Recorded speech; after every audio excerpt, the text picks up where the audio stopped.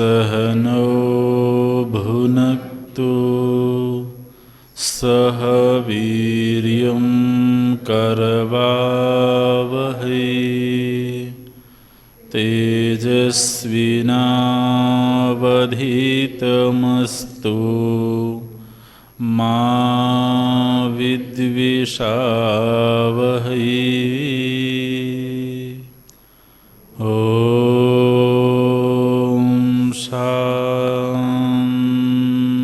शान्तिः शान्तिः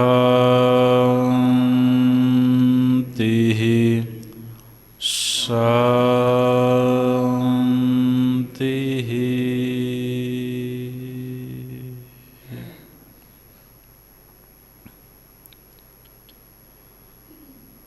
सदाशिवसमारम्भां शङ्कराचार्यमध्यमाम् अस्मदाचार्यपर्यन्तां वन्दे गुरुपरम्पराम्।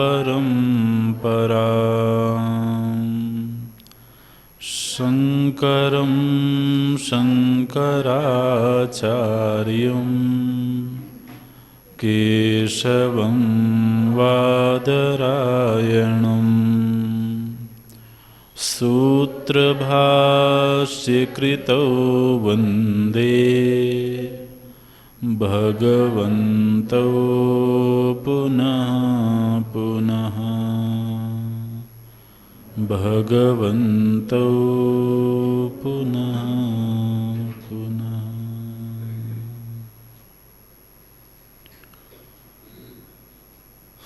वासुदेवेन्द्रयोगीन्द्रम्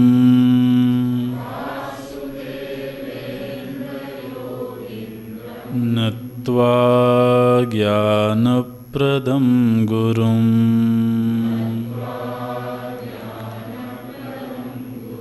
मुमुक्षूणां हितार्थाय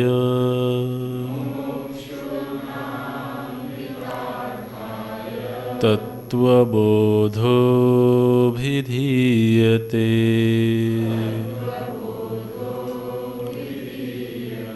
तत्त्वबोधोऽभिधीयते।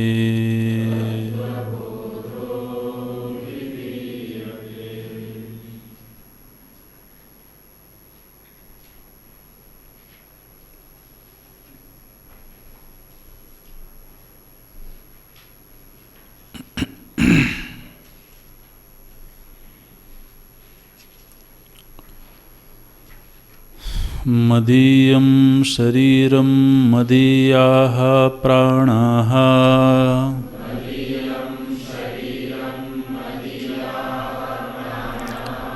मदीयं मनश्च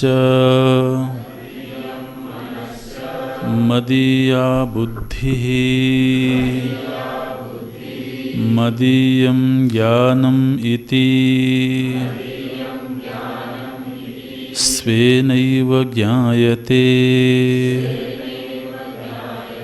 तद्यथा मदीयत्वेन ज्ञातम् कटककुण्डलगृहातिकम् स्वस्माद् भिन्नं तथा पंचकोशादिकं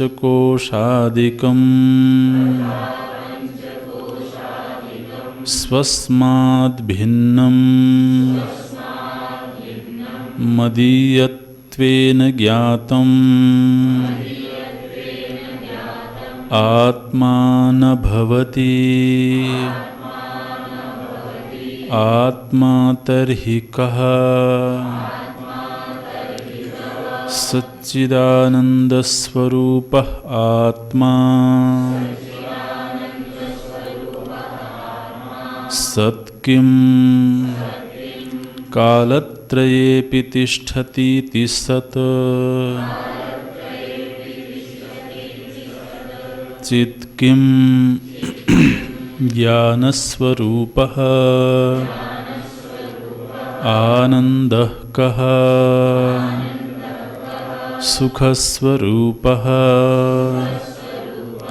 एवं सच्चिदानन्दस्वरूपं स्वात्मानं विजानीयात्।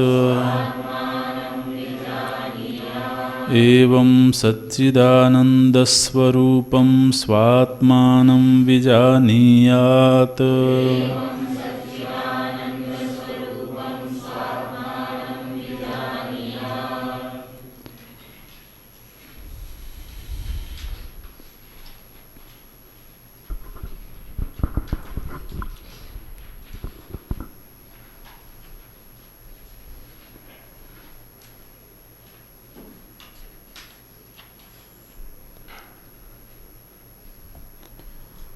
आध्यात्मिक साधक के लिए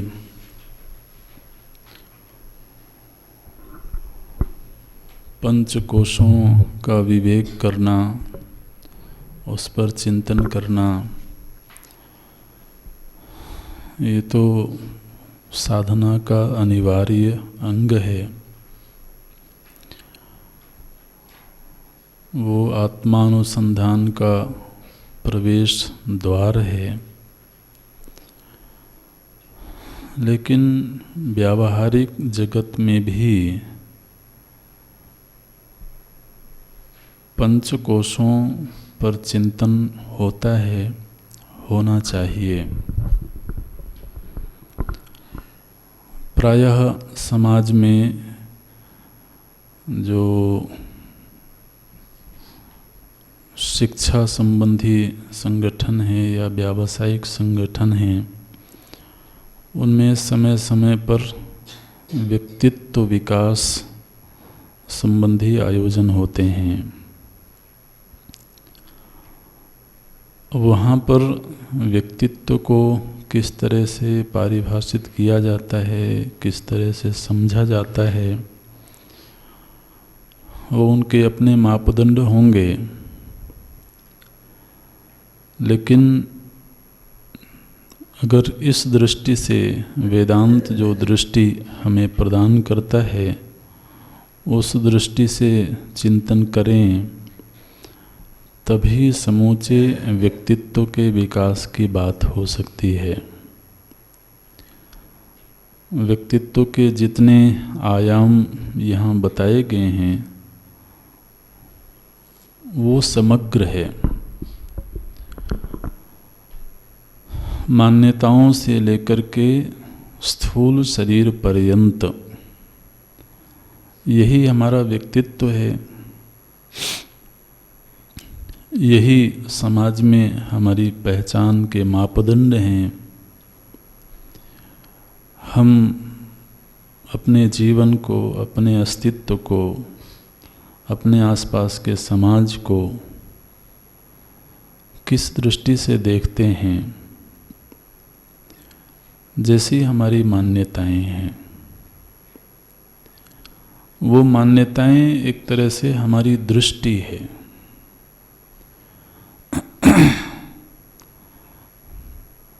अगर किसी की ये मान्यता है कि इस सृष्टि में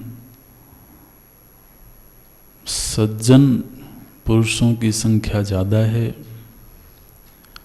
अधिकतम लोग साधु प्रकृति के हैं, सज्जन प्रकृति के हैं, कुछ थोड़े से दुष्ट स्वभाव के होंगे, लेकिन अधिकतम तो साधु स्वभाव के लोग ही हैं।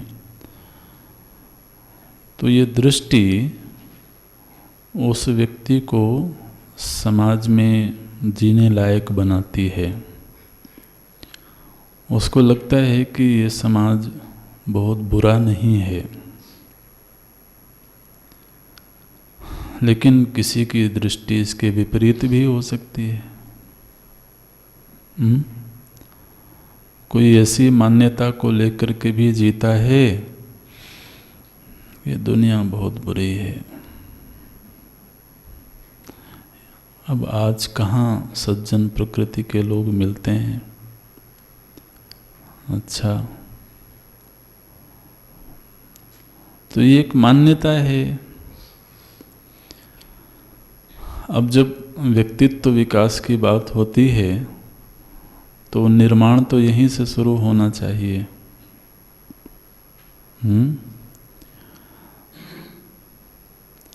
इसलिए जो हमारे अनुभव हैं और उन अनुभवों से संबंधित जो विचार किया है हमने, उसके प्रति हम कितने सावधान हैं, कितनी प्रामाणिकता है, ये बहुत महत्वपूर्ण है। ऐसा जरूरी नहीं है कि जो दीर्घकालिक अनुभव है वो अनुभव सत्य पर आधारित हो। जो दीर्घकाल का हमारा अनुभव है वो प्रमाणों पर आधारित हो, ऐसा तो बिल्कुल जरूरी नहीं है। तो केवल अनुभव के आधार पर कोई मान्यता बनाना, ये तो बहुत बुद्धिमानी नहीं है। वो अनुभव शास्त्रीय सत्य की कसौटी पर कितना खरा है, ये भी तो देखना होगा। वो प्रमाणों के आधार पर कितना ठीक है, ये भी देखना होगा। जीवन में बहुत सारी अनुभूतियाँ ऐसी हैं जो दीर्घकालिक रही हैं और सत्य मान करके हम उनको जीते रहे हैं, लेकिन प्रमाणों के परिप्रेक्ष्य में वो गलत साबित हो गई। तो व्यक्तित्व विकास कहाँ कहाँ करना है? केवल स्थूल शरीर को हृष्ट पुष्ट बना लिया, ये तो जरा एक तरफा बात है। वो जो हमारी मान्यताएं हैं, हमारे नोशंस हैं, वो असल में परिपक्व हुए संस्कार हैं। वो संस्कार परिपक्व कैसे हुए? अनुभूतियों के आधार पर, विचारों के आधार पर। किसी की ऐसी दृष्टि भी हो सकती है, ये दुनिया नहीं है, ये तो हमारे प्रभु का विग्रह है। सिया राम में एक दृष्टि है ना, निज प्रभु में देखें जगत, कहीं सन करें विरोध। अगर किसी को ऐसी दृष्टि प्राप्त हो, निज प्रभु में देखें जगत, इस जगत को अपने प्रभु से ओत प्रोत देखते हैं, वो फिर किससे दुश्मनी कर पाएगा? किसके प्रति द्वेष का भाव रख पाएगा? जैसा कि हमने निवेदन किया कि कई बार प्रमाण और अनुभूति एक दूसरे के विपरीत मालूम पड़ते हैं, लेकिन वहाँ पर हम किसको महत्व दे रहे हैं? प्रायः तो जो एक सामान्य मानसिकता है वो अनुभव को ही महत्व दे बैठती है। अब किसी के जीवन में ऐसे लोग आए जिन्होंने उन्हें कष्ट दिया, क्लेश दिया, धोखा दिया, तो वो उसकी अनुभूति गलत नहीं है, और इसी बार बार की अनुभूति ने उसके अंदर ये मान्यता बना दी कि दुनिया में तो सब धोखेबाज हैं। वहाँ पर इस मान्यता के पीछे प्रमाण उसकी अनुभूति है। अब वो तो यही कहना पड़ेगा कि उसका वो प्रारब्ध है। लेकिन सच्चाई तो यही है कि दुनिया में भले लोग हैं, इसीलिए दुनिया जीने लायक है। हम आनंद मंगल से जीते हैं, वो जीते ही इसीलिए हैं। कभी कोई ऐसा आ जाता है जो, लेकिन वो कभी होता है। तो मान्यताओं के धरातल पर सुधार हो, फिर विचारों के धरातल पर सुधार हो। कभी कभी ऐसा होता है कि कोई बात गलत है, लेकिन हम उस चीज़ का बार बार चिंतन करें तो वो सत्यवत मालूम पड़ने लगती है। आप देखो, इसलिए विचार के धरातल पर भी वो सावधानी चाहिए। हम किसका चिंतन करते हैं, हमारे चिंतन का विषय क्या है, और चिंतन की दिशा किधर है, चिंतन में हमने किन प्रमाणों का सहयोग लिया है। ये हर धरातल के कुछ अपने नियम हैं, उनके अपने कुछ मापदंड हैं। चिंतन की भी शर्तें हैं। ऐसे किसी भी चीज़ का किसी भी तरीके से चिंतन करना बहुत प्रशस्त चिंतन नहीं है। चिंतन की शर्तें ये हैं कि उसके लिए हमारे पास में उचित सामग्री हो, माने कोई डेटा होगा तभी तो उस पर चिंतन करेंगे। उचित सामग्री हो और चिंतन करने की कला हमको आती हो, और चिंतन करने की दिशा सकारात्मक हो, सत्योन्मुखी हो,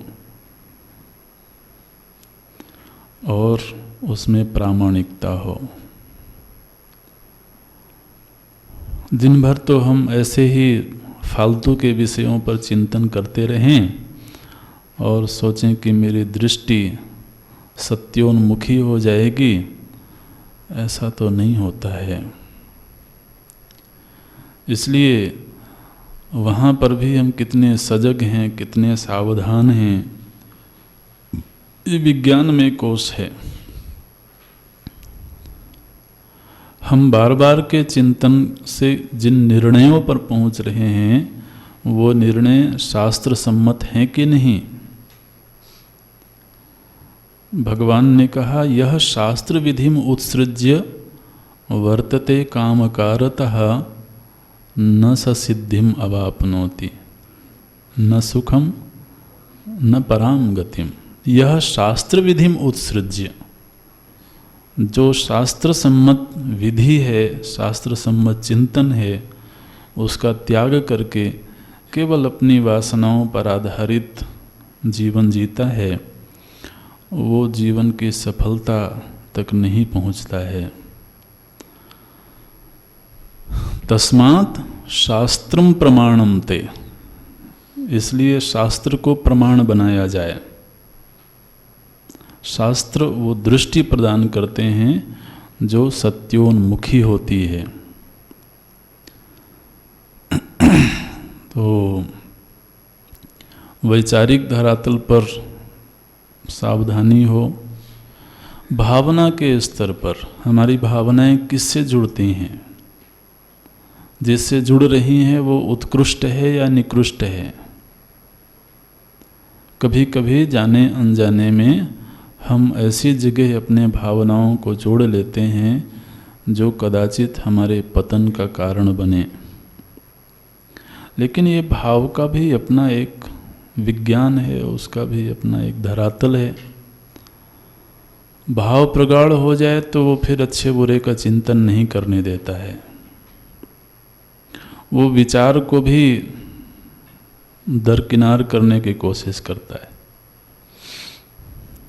इसलिए भाव किससे जोड़ना है, कभी कभी जो सम्मान के योग्य नहीं है, हम अपने स्वार्थवश उसके सम्मान में लगे होते हैं। कभी जो सम्माननीय है, हम वो सम्मान नहीं दे पाते हैं। तो ये सब भी भाव के धरातल पर भी कितना सावधानी चाहिए। तो ये तो व्यक्तित्व विकास में ये सब चीज़ें देखनी होती हैं। किसी का भाव सौंदर्य अच्छा है, विचार सौंदर्य है, मान्यताएं ठीक हैं, लेकिन उसमें शारीरिक शक्ति नहीं है, ऊर्जा नहीं है, प्रमादग्रस्त है, तो जीवन में कोई बड़ा कार्य नहीं कर सकता है। उसको ऊर्जस्वी होना होगा। महाप्राण बोलते हैं किसी किसी को। महाप्राण माने वो किसी भी विकट से विकट परिस्थिति में टूटते नहीं हैं। ये केवल बौद्धिक बल से नहीं होता है, शारीरिक बल भी चाहिए। लोग कहते हैं इसका जो विल पावर है काबिले तारीफ है, ऐसे बोलते हैं। तो ऊर्जावान होना चाहिए। शरीर के स्तर पर शरीर स्वस्थ हो, हमारे व्यक्तित्व की प्रथम पहचान है। जितना संभव है उसको स्वस्थ रखें, हृष्ट पुष्ट रखें। अब आप बताइए कि जब कभी व्यक्तित्व पर चर्चा हो तो इन 5 आयामों के अलावा और क्या है?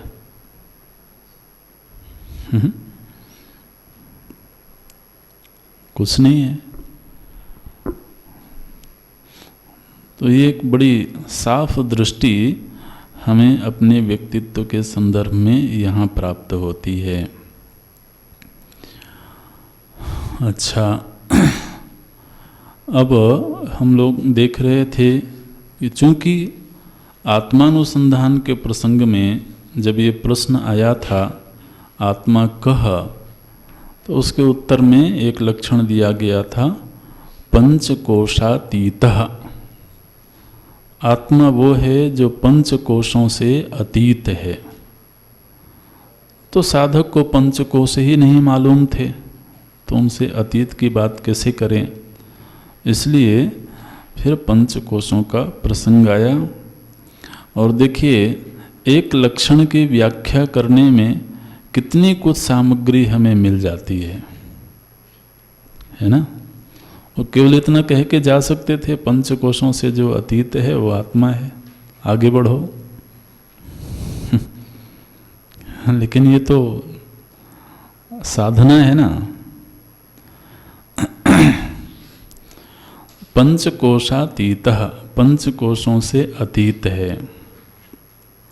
5 कोशों से संश्लिष्ट भी है जब तक 5 कोशों पर दृष्टि है, लेकिन जब उस तत्व पर दृष्टि जाएगी, इसमें सावधानी से इसको देखना, जब केवल 5 कोशों पर दृष्टि है तब तक वो आत्मा 5 कोश के रूप में ही उपलब्ध होता है। शरीर पर ही केवल दृष्टि बनी रहे तो मैं मनुष्य हूं यही भाव बना रहेगा, इसको कोई काट नहीं पाता है। वो तो जो भी उपाधि है उस उपाधि से जुड़ कर के वही मेरे अस्तित्व की पहचान बन जाती है।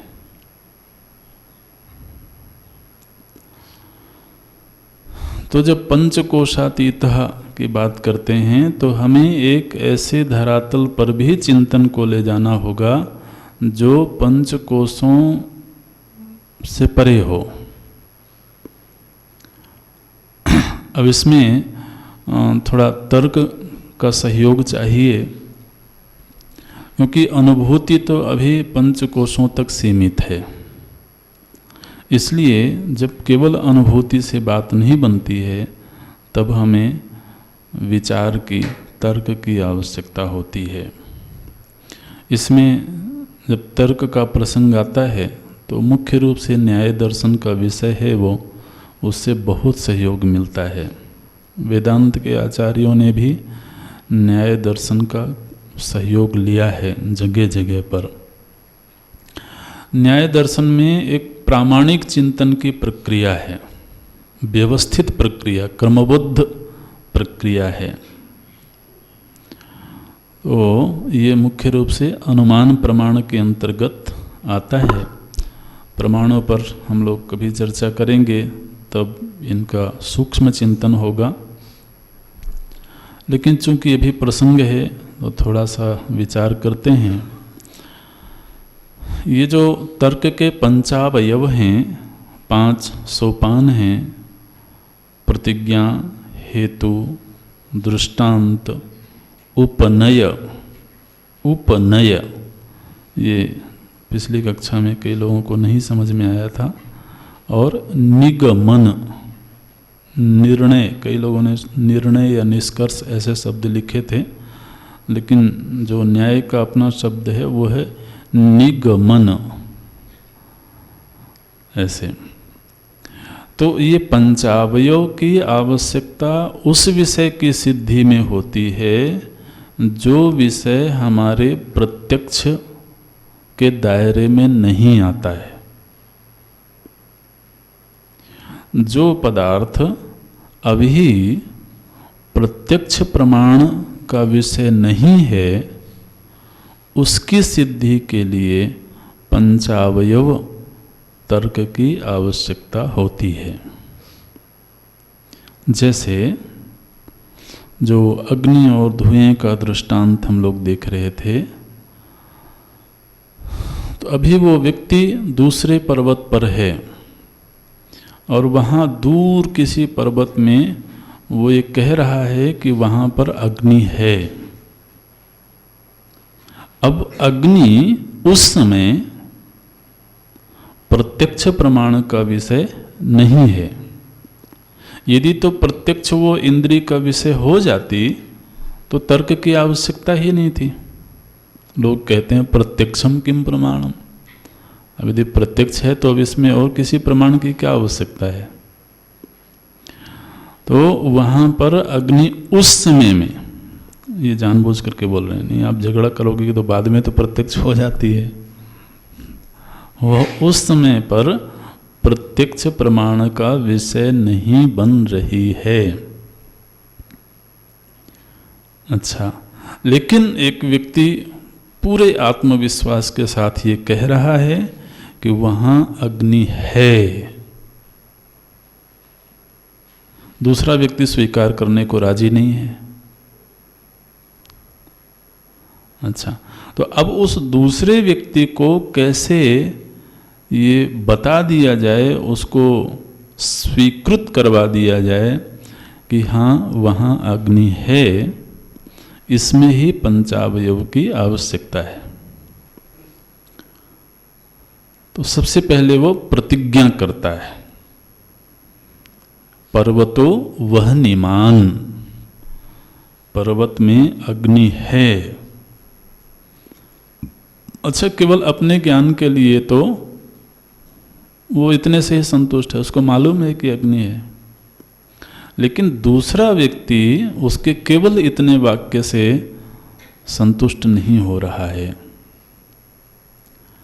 तब इस प्रतिज्ञा वाक्य की सिद्धि के लिए उसको अन्य 4 सोपानों की आवश्यकता होती है।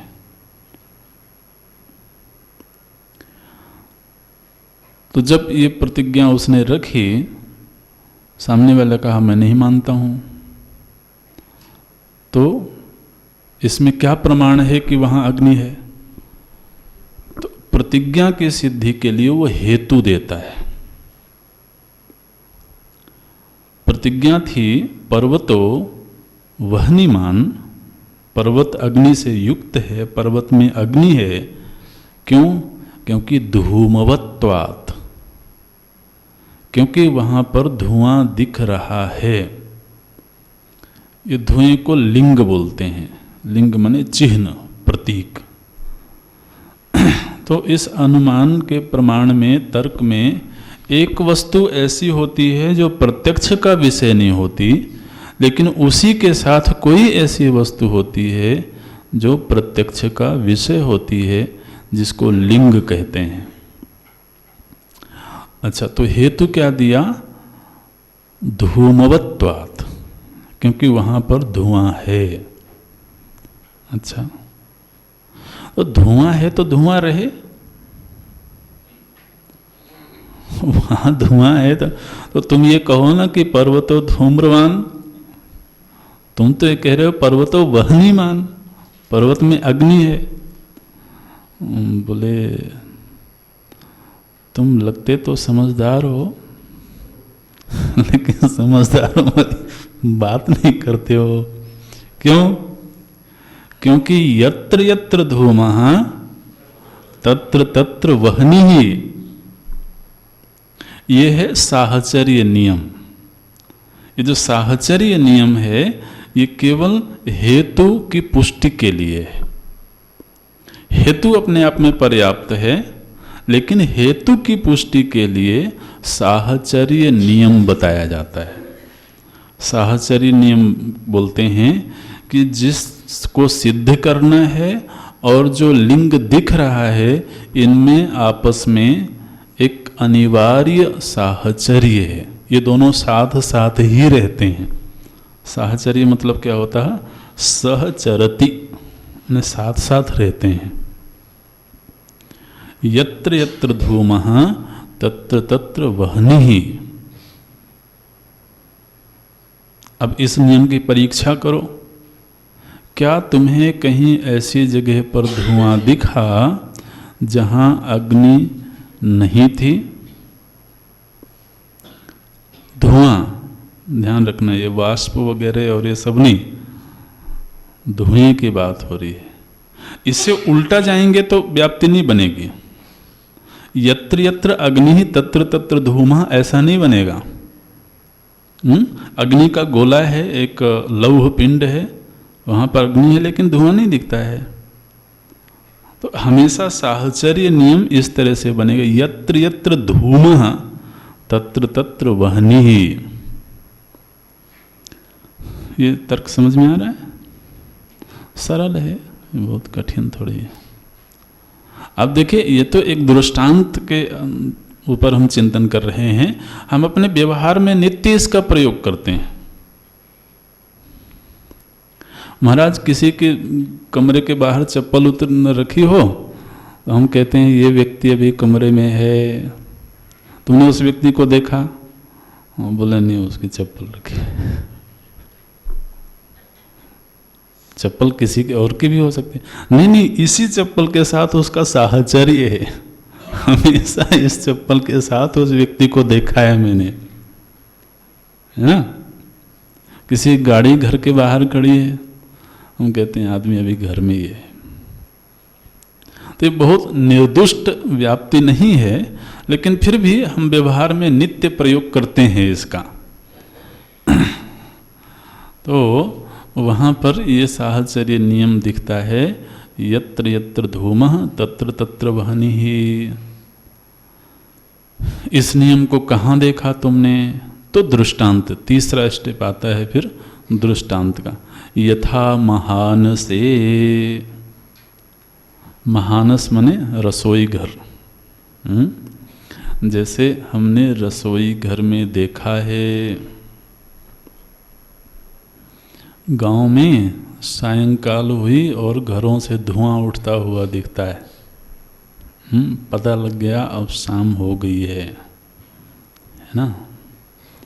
अब अग्नि जलाई जा रही है। तो यथा महानसे, जैसे रसोई घर में बार बार जब जब हमने धुआं देखा तब तब वहाँ अग्नि थी। अच्छा, तो प्रतिज्ञा, हेतु, दृष्टांत। अब दृष्टांत में जो चीज़ हमने देखी है वही अब हमें सिद्धांत में दिख रही है। दृष्टांत में क्या देखा था कि रसोई में जब जब धुआं था तब तब अग्नि थी, इसी तरह से पर्वत में भी धुआं दिख रहा है। यह है उपनय। दृष्टांत में जो घटना घटी थी वही घटना हमारे सिद्धांत में भी घटती हुई दिख रही है। वहाँ पर भी धुआं उठता हुआ दिख रहा है। ये उपनय हुआ। अब चूंकि वहाँ भी धुआं दिख रहा है, तस्मात वही जो प्रतिज्ञा की गई थी उसका उच्चारण फिर से करता है, उसको निगमन बोलते हैं। तो प्रतिज्ञा और निगमन दोनों एक ही होते हैं। चूंकि पर्वत में भी धुआं दिख रहा है, इसलिए पर्वतो वह्निमान, ये निगमन हो गया। प्रतिज्ञा जिस विषय को लेकर के की गई, विचार के परिणाम के रूप में वह प्रतिज्ञा सिद्ध हो गई और निगमन आ गया, निर्णय आ गया। ये है। ध्यान रखें, सिद्धांत में उपनय तक हम तभी पहुंचेंगे जब दृष्टांत में हमने जो लिंग देखा था वो लिंग वहां भी दिखे। ठीक है। अच्छा, तो ये जो पर्वत और अग्नि पर चिंतन किया हम लोगों ने, ये तो दृष्टांत था। अब जरा अपने सिद्धांत पर आए। यहाँ पर प्रतिज्ञा की गई कि पंचकोशादिकम स्वस्मात् भिन्नम। यहाँ पर ये प्रिंटिंग मिस्टेक है, स्वास्मात् लिखा हुआ है, वो गलत है। स्वस्मात् है, ह्रस्व है, दीर्घ नहीं है। तो पंचकोशादिकम स्वस्मात् भिन्नम, ये जो पंचकोश हैं ये मैं से भिन्न हैं, ये प्रतिज्ञा है। अच्छा, हेतु क्या है?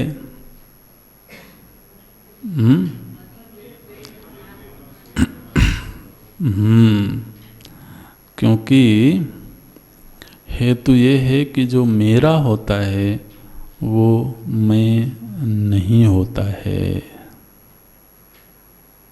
इसमें साहचर्य नियम क्या बनाएंगे? यत्र यत्र ममत्वम, ऐसे साहचर्य नियम बनेगा। यत्र यत्र ममत्वम तत्र तत्र अन्यत्वम। जो कुछ भी मम करके जाना जाता है वो हमेशा मैं से अन्य होता है।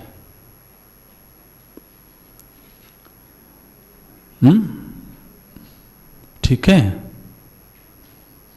परीक्षण करो, पर परीक्षण, ये तो परीक्षण की दृष्टि है। जिसको भी हम मम करके जानते हैं कि ये मेरा है, ये मम शब्द तो पकड़ में आ रहा है ना, तो इतना कठिन नहीं है। आपको चेहरे देख करके ऐसा लगता है बहुत भारी पड़ रहा हो। सहज नहीं।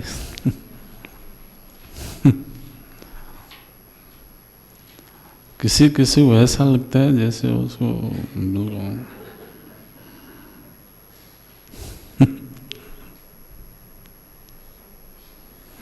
प्राज्ञ में जाने की इच्छा हो रही है बार बार।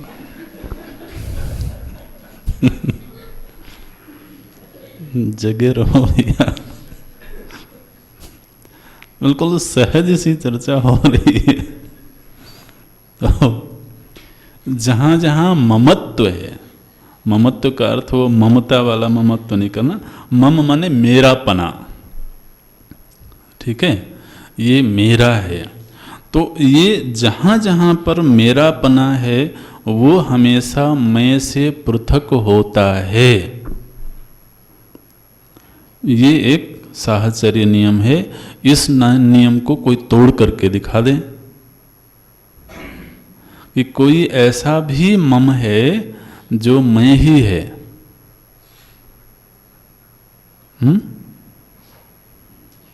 नहीं। दृष्टांत क्या है? यथा कटक कुंडल गृहादिकम।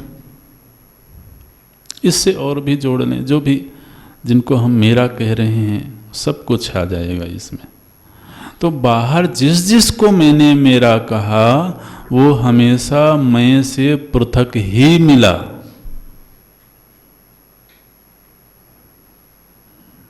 बोले हम बात तो सही है, स्वीकार कर रहे हो?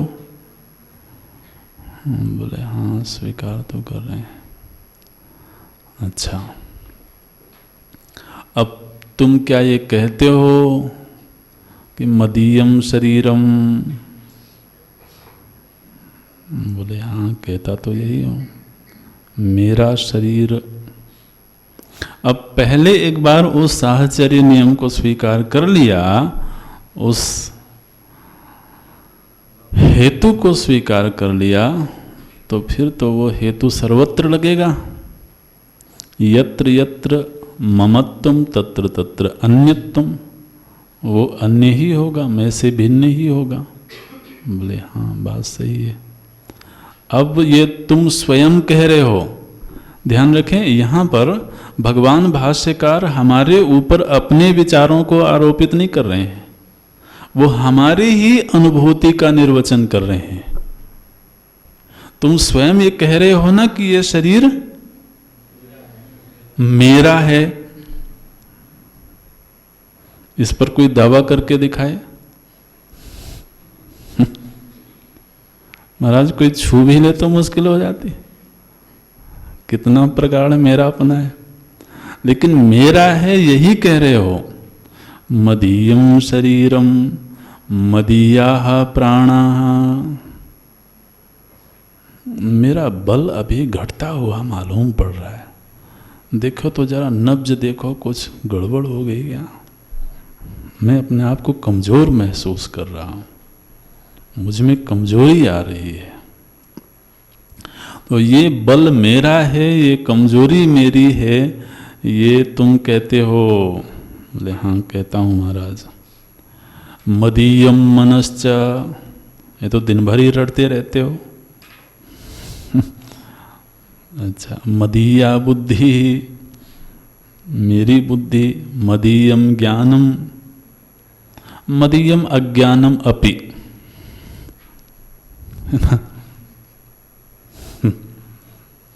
मेरा ज्ञान है, मेरा अज्ञान है। मुझे नहीं मालूम तो मुझे नहीं मालूम ना, तुम क्यों परेशान हो रहे हो? ये मेरी ना समझी है। अच्छा, मदीयम ज्ञानम स्वेनैव ज्ञायते। भगवान कहते हैं ये तुम्हें स्वयं ही मालूम पड़ता है, ये मैं अपनी तरफ से तुम्हें कोई बात आरोपित नहीं कर रहा हूँ, जबरदस्ती नहीं बता रहा हूँ। स्वेनैव ज्ञायते, ये स्वयं तुम्हें मालूम है कि जितने कोश हैं सभी के प्रति तुम में मम बुद्धि है। तो हमारा नियम क्या था? जो मम होता है वो मैं नहीं होता है। तद यथा मदीयत्वेन ज्ञातम कटक कुंडल गृहादिकम स्वस्माद भिन्नम, तथा बिल्कुल वैसे का वैसा ही पंचकोशादिकम स्वस्माद भिन्नम। मदीयत्वेन ज्ञातम आत्मा न भवति। अब ये हमारे अनुभूति पर बहुत बड़ी चोट है। बचपन से तो अनुभूति दूसरी ही थी, लेकिन जब तर्क से उसको पुष्ट किया गया तो ये ऐसा विचार है जिसको हम काट नहीं सकते हैं। कितना भी चिंतन कर लें इस विचार को नहीं काट सकते। इसलिए बिल्कुल क्रमबद्ध तरीके से प्रामाणिक विचार प्रस्तुत किया गया। आज वो विचार हमारी अनुभूति का विषय नहीं बने तो कोई बात नहीं, लेकिन अनुभूति का विषय नहीं बनने से सत्य बदल नहीं जाता है।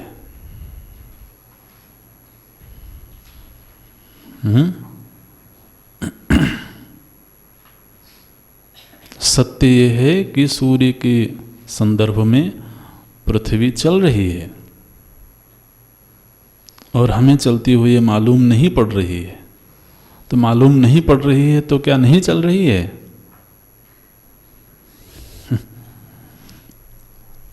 ऐसे है। ओ मदीयत्वेन ज्ञातम आत्मा न भवति। भगवान फिर तो बड़ी गड़बड़ हो गई। फिर ये आत्मा क्या है? आत्मा तर्हि कह? तो उत्तर देते हैं सच्चिदानंद स्वरूप आत्मा।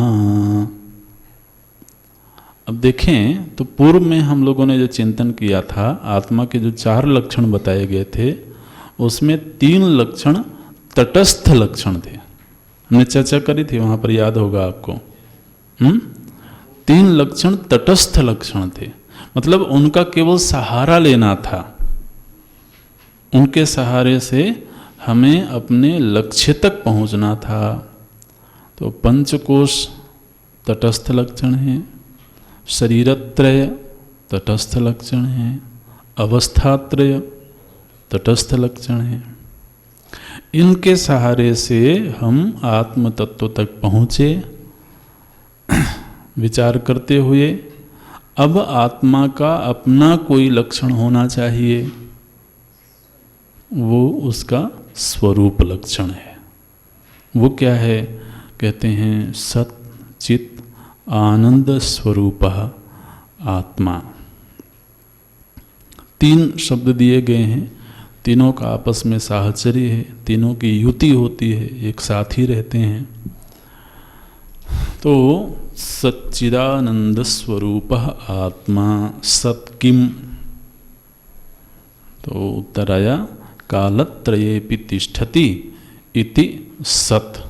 सत वो है जो तीनों कालों में रहता है, लेकिन तीनों कालों में एक जैसा रहता है।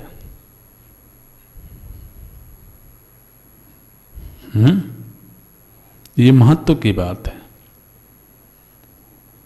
अभी हमारे आसपास वायु है, तो वायु पहले भी थी, अभी भी है, आगे भी रहेगी, लेकिन उसका रूप बदल रहा होगा, है ना? इसलिए तीनों कालों में जो एक जैसा रहता है वो सत है। अब इसका परीक्षण करें। ये जो पंचकोश हैं, पंचकोशों में से प्रत्येक कोश में परिवर्तन हो रहा है। शरीर में परिवर्तन हो रहा है, प्राणों में परिवर्तन हो रहा है, कम ज़्यादा होते हैं। भावनाएं तो पता नहीं कितनी जल्दी जल्दी बदल रहे हैं। बहुत जल्दी जल्दी बदलते हैं महाराज। हम किसी व्यक्ति से इतना जल्दी ऊब जाते हैं,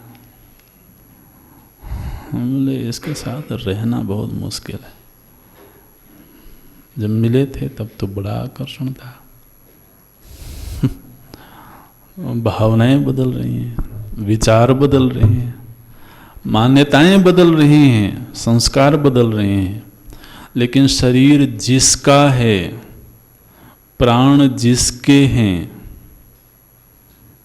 जो कह रहा है कि ये मेरा शरीर है, जो कह रहा है कि ये मेरे प्राण हैं, जो ये कह रहा है कि ये मेरी भावनाएं हैं, जो ये कह रहा है कि ये मेरे विचार हैं, क्या उसमें बदलाव की अनुभूति हो रही है?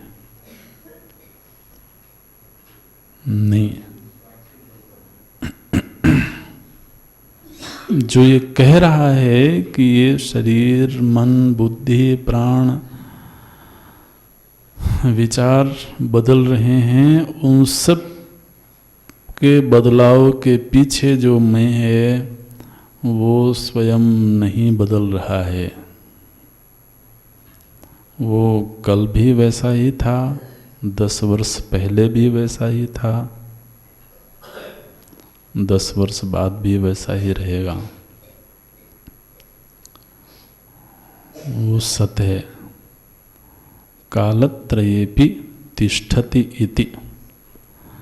महाराज, आज से 20 साल पहले की तस्वीर हमको हमारी दिखाई जाए,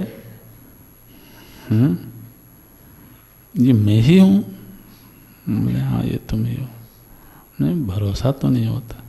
और ख़ास तौर से शैशव पने की दिखा दी जाए अगर, तो बहुत मुश्किल है। क्या हुआ? लेकिन क्या तुमको ऐसा लगा कि तुम बदले? मुझे कभी नहीं लगा कि मैं बदला। मेरा शरीर बदला, ये हम कहते हैं, मेरी भावनाएं बदली, बदल रही हैं, मेरे विचार बदल रहे हैं, मेरी शक्ति बदल रही है, लेकिन मैं बदल रहा हूँ ये तो नहीं कह सकते। वो सत्य है। कालत्रयेपि तिष्ठति इति। चित् किम?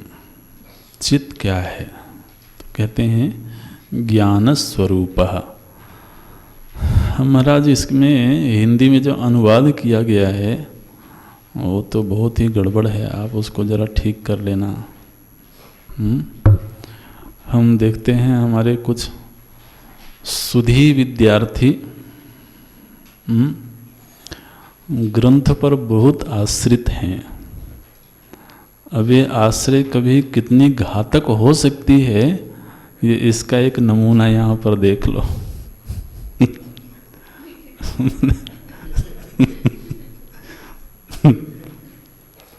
देखो हिंदी में क्या अनुवाद है। बताओ। इसलिए आप जरा श्रवण के प्रति तत्पर रहो, बहुत ज़्यादा ग्रंथ आश्रित रहना ठीक नहीं है। ग्रंथ भी लोगों के द्वारा ही तो बनाया गया है, उसमें त्रुटि की संभावना तो है ही, तो उसको ठीक कर लेना आप जरा। चित्त किम ज्ञान स्वरूप। चित्त क्या है? कहते हैं ज्ञान स्वरूप। ज्ञान स्वरूप माने क्या?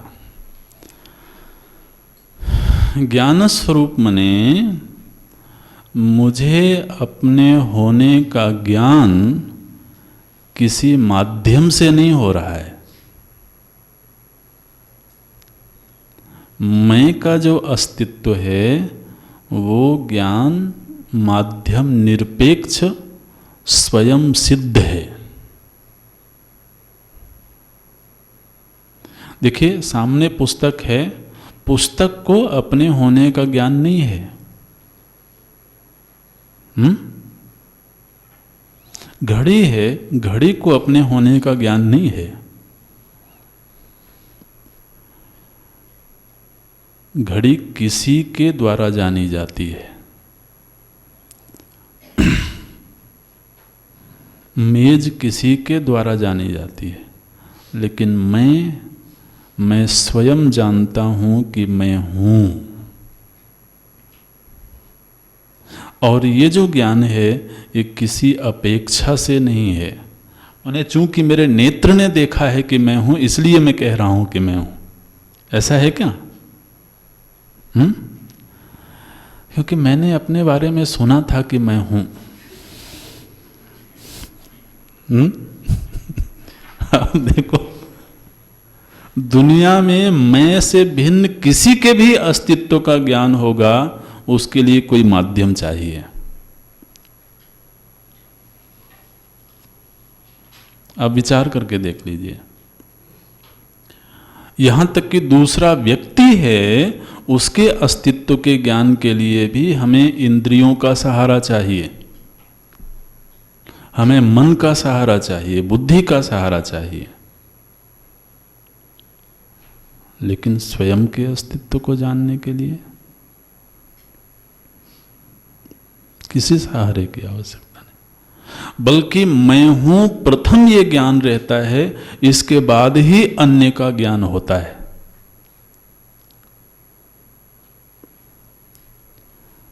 जिसको स्वयं के होने का साधन निरपेक्ष ज्ञान है, वो चित स्वरूप है। ठीक है, इस पर मंथन करना, चर्चा करना आपस में, और बैठ के मनन करना। मैं का होना किसी माध्यम से सिद्ध हो रहा है या स्वतः सिद्ध हो रहा है। अहम अस्मि, मैं हूँ, कैसे जाना? कैसे जाना का क्या मतलब है? ये मुझे स्वयं मालूम है कि मैं हूँ। बिल्कुल। तो ऐसा अस्तित्व जो अपरिवर्तनीय है और उसको स्वयं के होने का ज्ञान है, वो सच्चित स्वरूप है।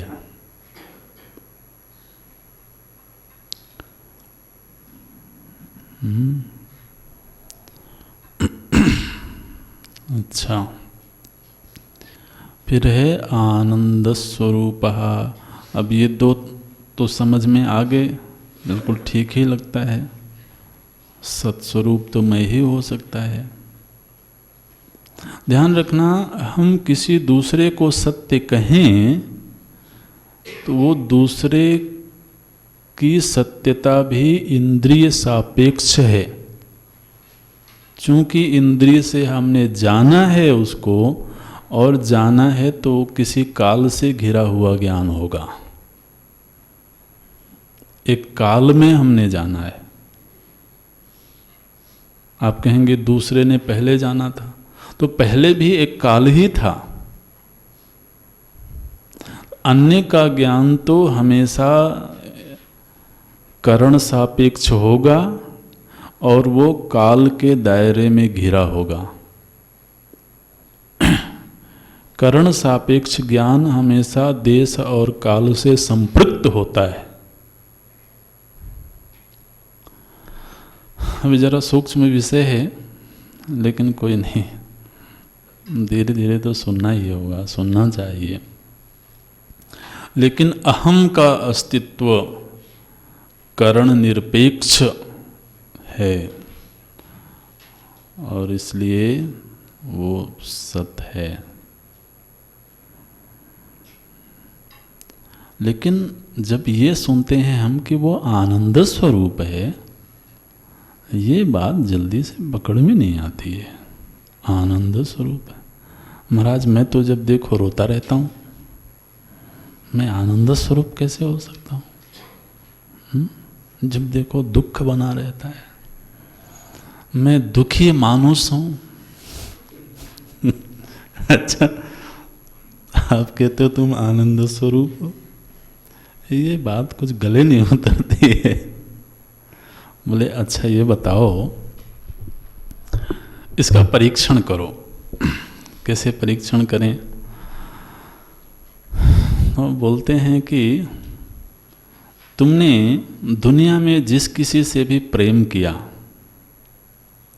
चाहे कोई व्यक्ति हो, कोई वस्तु हो, कोई स्थान हो, कोई काल हो, जिस किसी से भी प्रेम हुआ वो क्यों हुआ?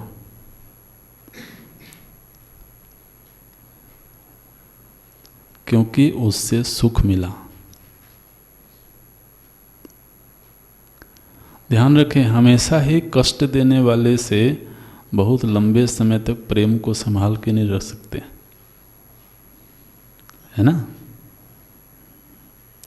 प्रेम की एक शर्त है महाराज कि उसके पीछे सुख हो। ये मनोविज्ञान है, परीक्षण करके देखना। माने जो सहज प्रेम की धारा बहती है किसी ओर, तो वो सुखद की ओर ही होती है। अच्छा, और जो हमारा प्रेमास्पद है वो जब तक सुख देता रहता है तब तक प्रेम प्रवाह चलता रहता है। जैसे ही वो दुख देने पर आया, बोले अब ऐसा लगता है कि बंटवारा कर लेना चाहिए। अच्छा महाराज, माँ बाप कहने लगते हैं बच्चे से, बेटे से, बोले अब सेपरेट हो जाना चाहिए, आप भी खुश रहोगे, हम भी खुश रहेंगे। क्यों, क्या हुआ? बोले नहीं, अब ना तो मैं तुमको सुख दे पा रहा हूँ, ना तुम मुझे सुख दे पा रहे हो। आप बार बार पर घर में कोई चीज़ हमने बड़ी मुश्किल से खरीद के लाई थी, बहुत प्रेम किया उसे, पुरानी हो गई, थोड़ा बहुत कुछ टूट गया, अब उसको देखते हैं तो इरिटेशन होता है, नहीं इसको निकालो। समाज में तो महाराज ऐसे ऐसे समझदार लोग हैं, हम बोले शायद इसकी आश्रम में ज़रूरत होगी।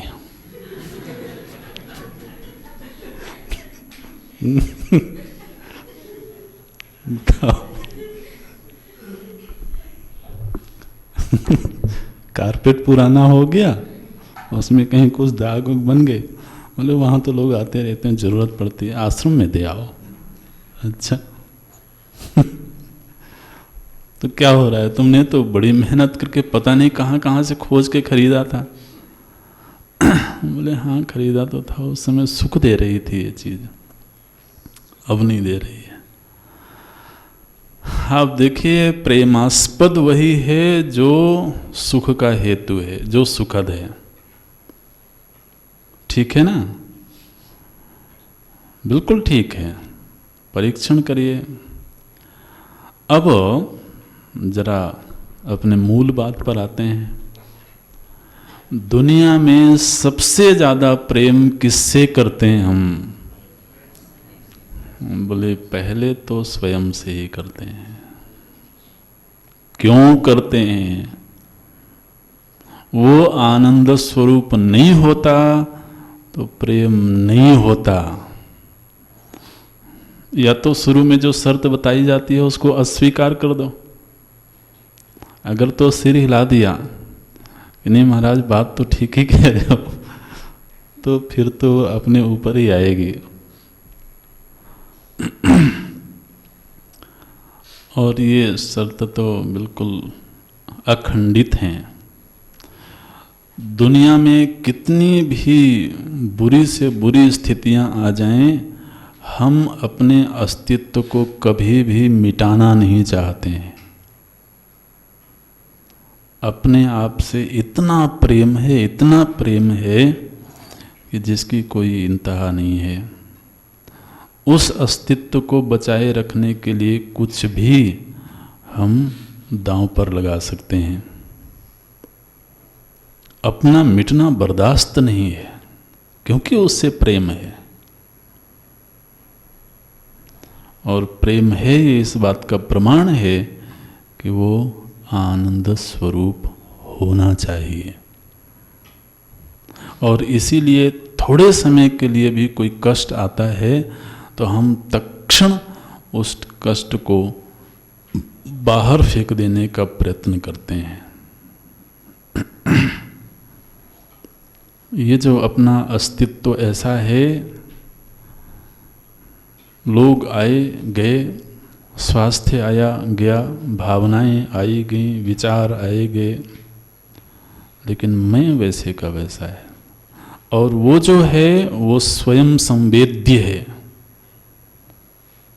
ऐसा जो अखंड अस्तित्व है वो स्वयं जानता है कि मैं हूँ, और वो सर्वाधिक प्रेमास्पद है,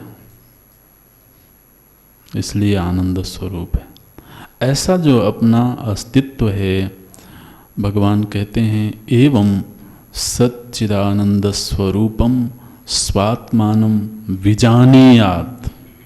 अपने ऐसे अस्तित्व को हे साधक जान लो।